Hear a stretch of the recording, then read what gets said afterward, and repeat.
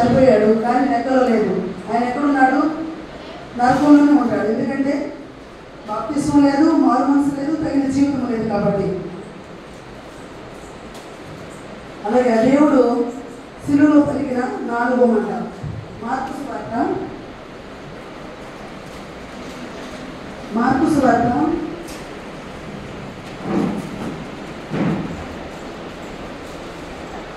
15వ అధ్యాయము 33-34.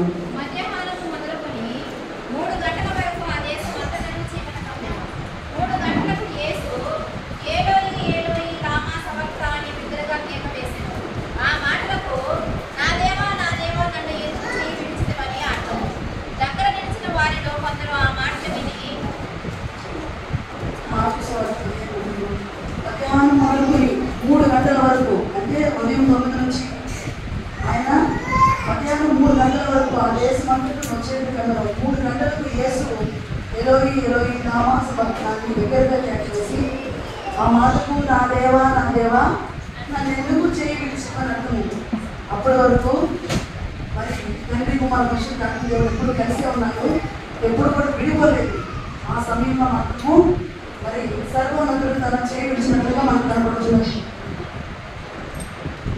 అలాగే 22వ కీర్తన ఆదికాండము మరి 22 కూడా మనకేంటంటే దేవుడు తన మరి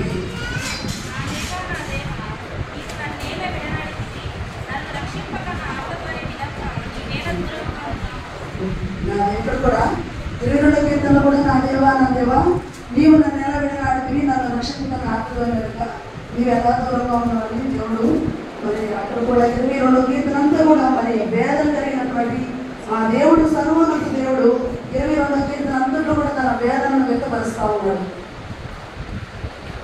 అలాగే ఏంటంటే